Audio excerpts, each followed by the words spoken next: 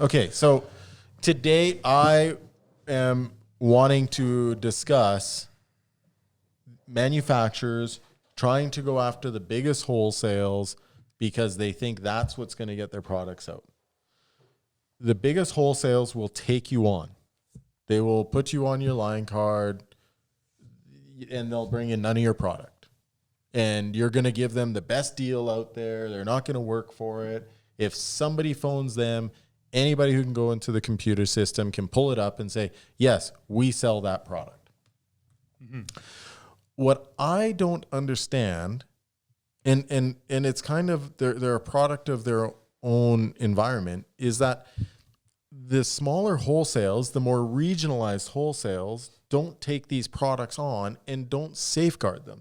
The reason why these new wholesales don't want to get in is because they don't want to bring on the product, do all the sales, just to have that manufacturer leave once their sales to go to a bigger wholesale that may or may not sell it on a branch by branch basis.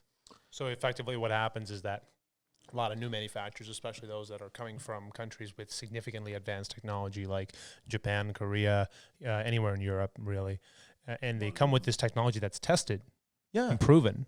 And adapted for Canadian standards or North American standards. Not just the standards, but also safety regulations, safety, CSA. And the other interesting thing is the weather. I mean, for a lot of the products, they got to be weatherproof for Canada or northeastern U.S., where the weather is pretty extreme on the cold side, and then southern U.S. where the weather is pretty hot. So you have, all these companies that are trying to get in, and the first thing they do is they hire an agent, right? Which is it's the move. If you you have to, because an agent is like, why you're getting an agent is because you're buying their relationship. Yep, absolutely. Right? So they have relationships with X amount of wholesales. They go out, they talk about your product. The agent is best because typically they get paid for what they sell. Not always, though. The interesting thing that I learned about this is that a lot of these new companies, especially if an agency want to take on a new line, and this is something that I not only learned from the agency world, but also from being a manufacturer, as well as being just general chit-chatting with people that have worked this game, and they get guarantees, they get retainers, $4 or $5 grand a year or a month, and they have to, because and which again is still cheaper than them hiring an employee, 100%, paying for all the hotels, 100%, paying for the meals, paying for the car, the airplanes, everything like that. The agent is a very important part of that new product. What I don't understand, though, because for me, the better relationship on a product that's new in the territory is going to be your smaller wholesales that are relationship-based wholesales, right? Not product-based wholesales. So what I've never understood is a smaller regionalized wholesale. Why they don't say, okay, we'll bring your product on, we'll put it on the shelf, you pay for the supporting parts to be on our shelf because we don't want to invest on all the warranty for, let's say, 5-year warranty, right? They're not making any money, okay? And I get that parts are a very important thing.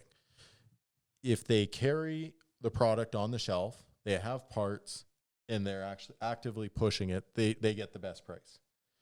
If you just have it listed, then you should not be getting the best price because you're a major wholesale.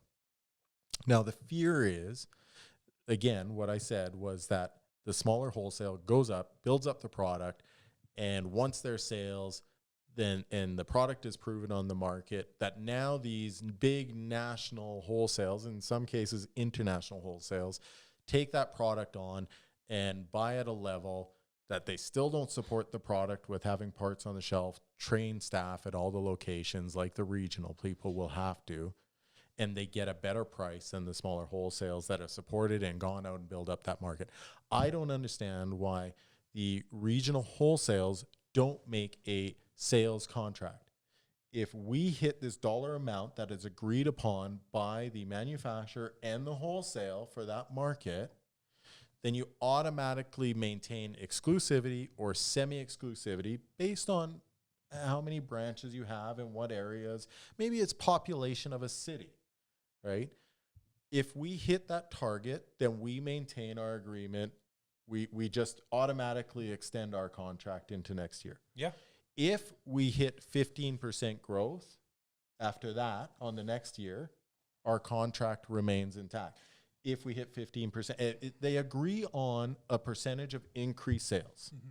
And if we hit those targets year after year after year after year, then we maintain that product line. So how does this affect the average tradesperson, the contractor, whether it's electrical, plumbing, whoever? Whether it's electric or plumbing or whatever the trade is that often these products, they're not bringing products on that are worse than the products that are already on the market. There's usually something that's advanced. It's better cost to manufacture because it's coming from Europe, where they're manufacturing for, 1 billion people instead of 33 million people, right?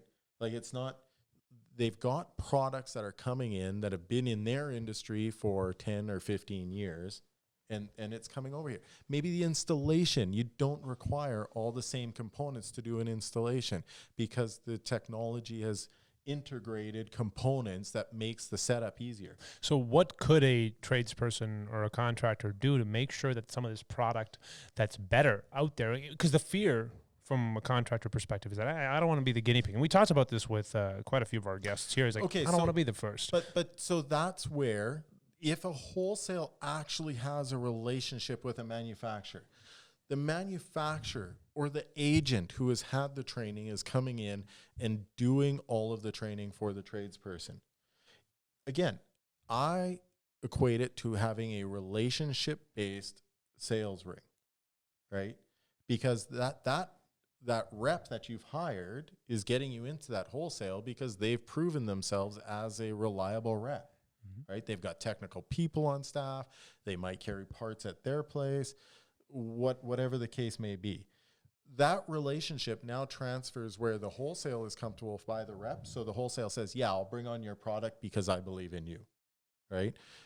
That wholesale should be having a relationship with that contractor where it's like, yeah, I believe in you. I believe that if I need a product or a part out of that product and you don't have it on the shelf, we're going to rip open a box because you stand behind it that much, and the manufacturer is going to understand that you're not going to have every part on the shelf. Yeah. Right.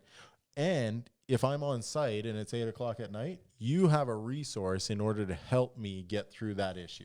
Yeah. Because if I'm there at 8:00 at night, you better be there at 8:00 at night. Especially if, I feel like this especially matters to the average contractor, especially those that are in smaller businesses that are trying to grow.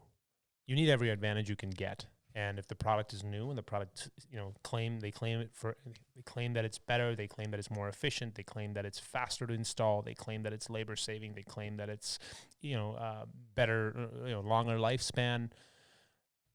This is a very shallow perspective of mine to say, give it a chance instead of being having that fear of like, I don't want to be the guinea pig. But if your contractor came up to you, you probably get referrals from contractors, right? If you're doing work at your house, like I know you did some electrical, I know you did plumbing, and you brought in people that were recommended to you. Yeah. If one of them said, hey, Vresh, I've actually got this really cool electric system here that I'd love to try out. Yeah. I'm getting a rebate on my first unit that I'm putting in. I'll put it in your house. If it doesn't work, we'll change it out, right?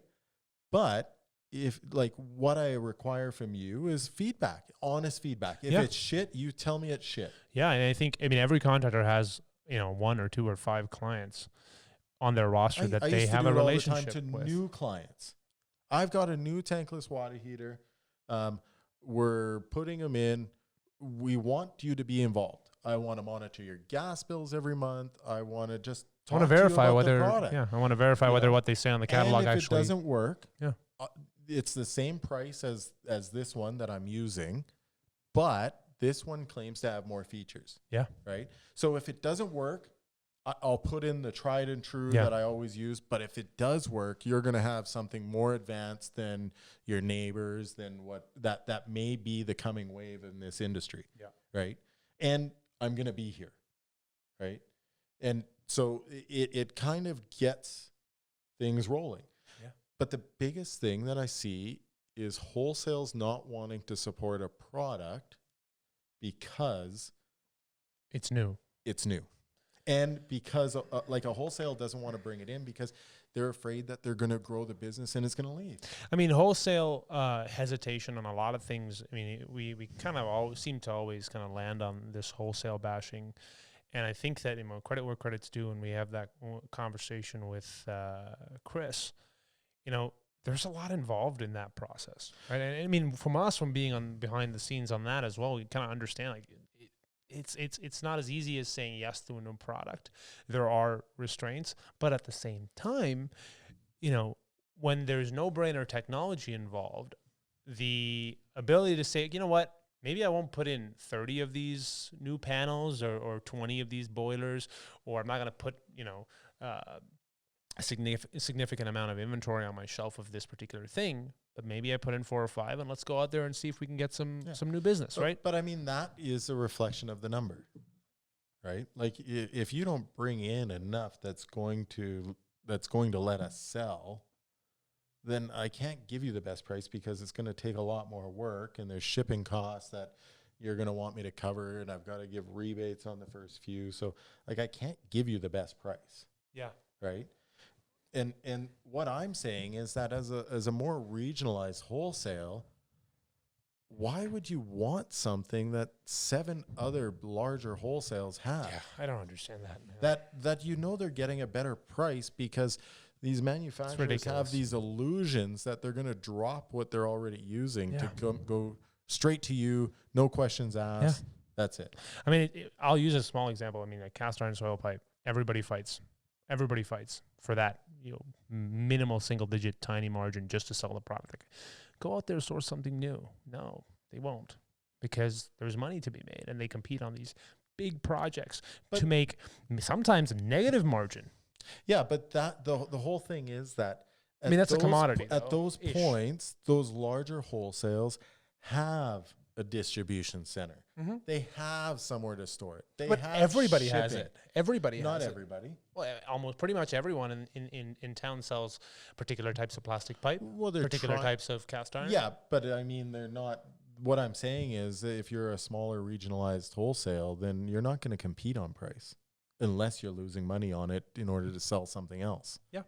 But if you've got contractors that are going line item by line item by line item, and nobody's there to explain it. So if you have a light fixture that has a sensor on it that will only burn at half the wattage or something, mm-hmm. and then when you leave the room and there's no motion, then it shuts down. That's more technology.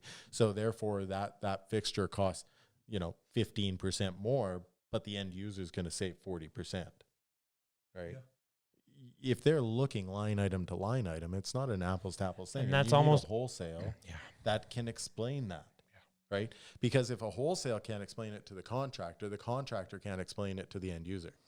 And I think that's a big issue with in general. I think we're starting to meander into a different world now. I just want wholesales, especially the regionalized wholesales, to come up with creative contracts that protect them from not losing a lineup that they've grown in the industry. Yeah. So and I think what we're trying to put out there is that, new brands, new manufacturers that are, trying to make it out in the industry, we just got to urge wholesale to actually give people an opportunity and, see if you can. I mean, I know that the response is going to be, oh, yeah, we take chances on people all the time. And there's, it's more than just a question of, getting a new product in the market or getting a new technology out on the market or supporting a new brand or supporting a new business. It becomes a question of, well, we can't take a chance on something, especially when people's jobs and lives and people's homes are at stake, especially when someone is investing, let's say, doing a $20,000 renovation. So, where we can end with this is that I think in general, distribution houses, wholesalers need to take a better stance on new products and new organizations entering the business. And I think the same goes for contractors as well. It's like that whole fear of like, I don't want to be the guinea pig.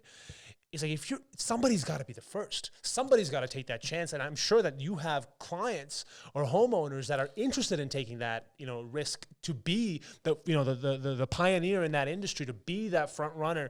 Who was the first person to say, you know what, fuck it, I don't put in this solar panel. Yeah, but you know what? Okay, so here's the bad thing about this. Okay.